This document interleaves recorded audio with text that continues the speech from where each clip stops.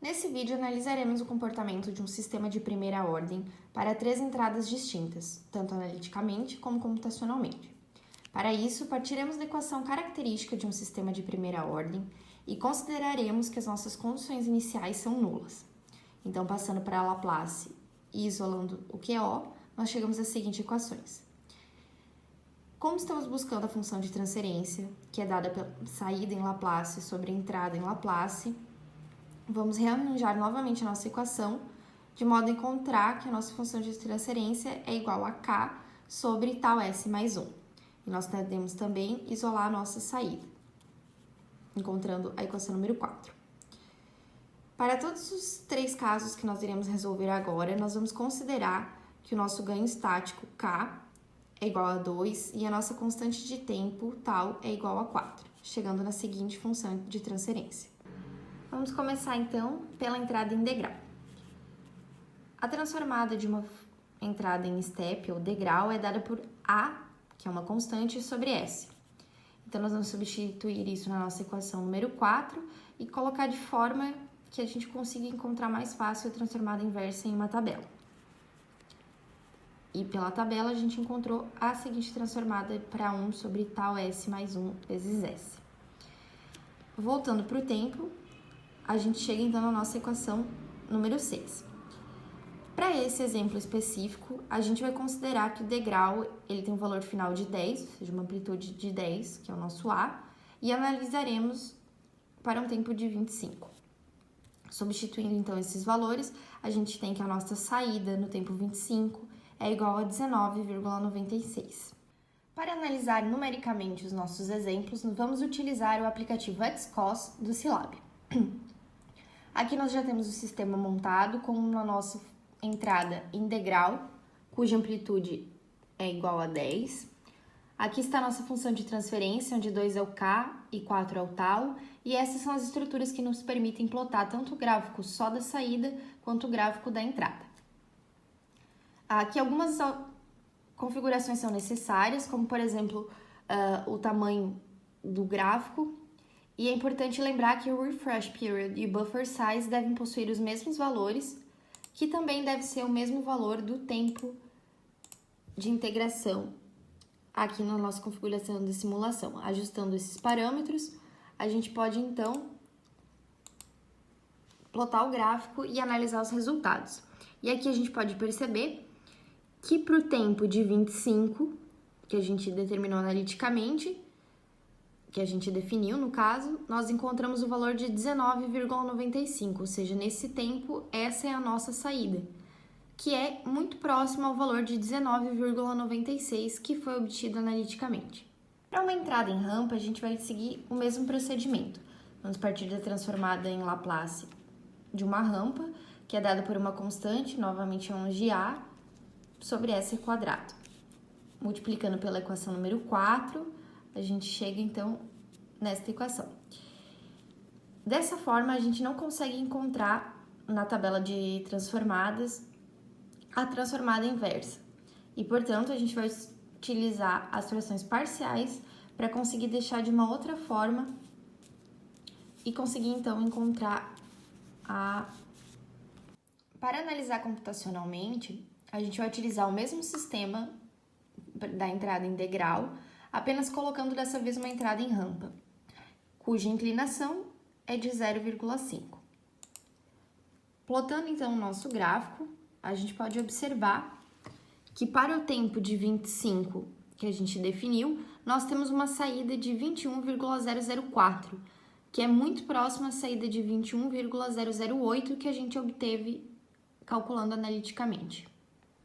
Por fim, a gente vai analisar, então, para o nosso sistema de primeira ordem com uma entrada como sendo um seno. É importante a gente considerar que não temos uma defasagem, portanto, o φ é zero, e nesse caso, a nossa transformada do seno vai ser dada por ômega sobre ômega ao quadrado mais S ao quadrado. Substituindo isso novamente na equação 4, a gente chega na equação 9. É importante lembrar que devemos multiplicar pelo A, que representa a amplitude do nosso seno. Novamente utilizaremos frações parciais para poder rearranjar essa equação e resolver utilizando a tabela de transformadas. Após realizar o procedimento de frações parciais, encontrando os valores para as constantes B, D e C, nós podemos escrever a nossa saída desta forma. E então, fazendo a transformada inversa e voltando para o tempo, a gente chega nessa equação. Agora, vamos substituir os valores. A gente considerou que a amplitude do seno seria 10, o nosso ômega como sendo 1, e analisaríamos no tempo de 25. Substituindo esses valores, a gente encontra que a nossa saída nesse tempo é igual a menos 4,81. E da mesma forma que a gente simulou as duas entradas anteriores, a gente vai utilizar agora, então, aqui a nossa função seno como sendo a entrada. E aqui a gente define, então, a magnitude dela como sendo 10. Importante lembrar que a gente considerou que não havia defasagem, então aqui a gente coloca o zero. Feitas as considerações, a gente consegue analisar no gráfico que foi gerado que para o tempo de 25 segundos, a gente vai ter uma saída equivalente a menos 4,787, que também é um valor bastante próximo ao valor obtido analiticamente, que foi de menos 4,81. Vamos agora analisar um sistema de segunda ordem. Para isso, nós vamos realizar basicamente o mesmo procedimento que foi utilizado para o sistema de primeira ordem. Partiremos da equação característica do sistema, representada pela equação número 1. Consideraremos as condições iniciais nulas e dessa forma passaremos para a Laplace. Isolando a saída sobre a entrada em Laplace, nós podemos obter a nossa função de transferência, representada pela equação número 3. E nós podemos também deixar isolada a saída para obter a equação 4, que será utilizada futuramente quando tivermos as entradas. Para os nossos sistemas de segunda ordem, vamos definir o K como 2, o τ como 5 e o Xi, que é o coeficiente de amortecimento, como sendo 0,1, pois temos um sistema subamortecido, chegando na seguinte função de transferência. Primeiramente, vamos considerar que tenhamos uma entrada integral. Já sabemos, dos problemas de primeira ordem, que a transformada de um step, um degrau, é dada por uma constante A sobre S. Nesse caso, aqui já temos ela multiplicando a equação número 4, que é a equação da saída, em Laplace.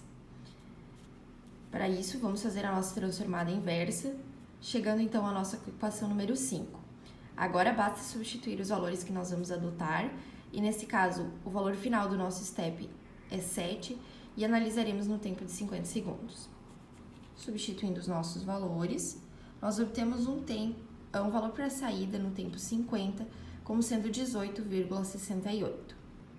Para esse nosso exemplo, é possível também determinarmos algumas outras características do nosso sistema, como o tempo de pico, que é o tempo que ele leva para atingir maior valor, que depende, no nosso caso, do τ e do Xi, resultando em um valor de 15,78, um overshoot, que é o quanto esse valor passa acima do nosso valor de regime permanente, que nesse caso foi de 0,72, ou seja, aproximadamente 73% do valor de regime permanente, a razão de decaimento de 0,5314 e o nosso período de oscilações, que é de 31,57. Vamos agora analisar esse nosso sistema de segunda ordem, utilizando novamente o XCOS. Podemos perceber que o nosso sistema é bastante semelhante a um sistema de primeira ordem, alterando apenas a nossa função de transferência. Aqui já substituímos os nossos valores e colocamos uma entrada integral com valor final igual a 7, assim como que foi utilizado para calcular analiticamente. Feitas as considerações e configurações necessárias para que pudéssemos traçar o gráfico, nós obtemos o seguinte resultado. Com esse gráfico é possível analisar algumas propriedades do nosso sistema. Aqui é possível verificar que o valor de regime permanente é de aproximadamente 14, o tempo de pico é de aproximadamente 16, que é um valor semelhante àquele que foi encontrado analiticamente, que foi de 15,78.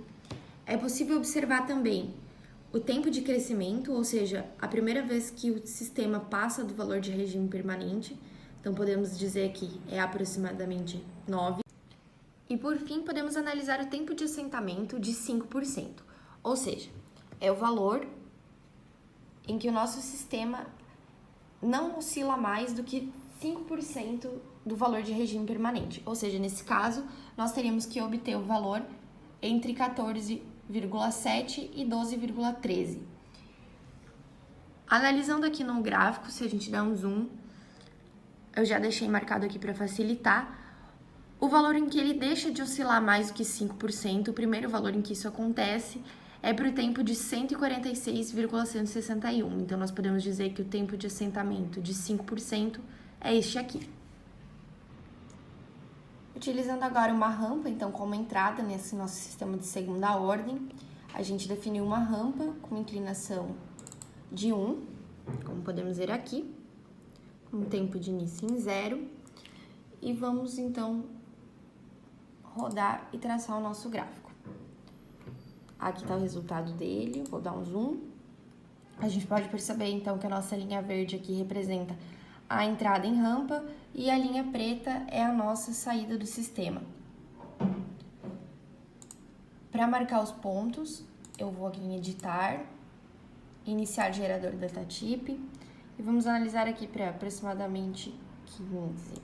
Então, basta eu clicar sobre a linha para marcar um ponto. Então, a gente tem aqui que para o tempo de aproximadamente 15 segundos, nós temos uma saída de 28,36. O nosso último caso é quando nós temos uma entrada do tipo seno para um sistema de segunda ordem. Então, a gente pode perceber que foi definido aqui o nosso seno como uma magnitude de 2, frequência de 1 radiano por segundo e não temos nenhuma defasagem. Agora, gerando o nosso gráfico, nós obtemos o seguinte resultado. Podemos perceber que o sistema ele leva um tempo para se estabilizar no regime permanente. No início, a nossa saída ela tem algumas oscilações maiores do que as oscilações aqui no final. Então, vamos pegar um valor onde o nosso sistema já está mais estabilizado.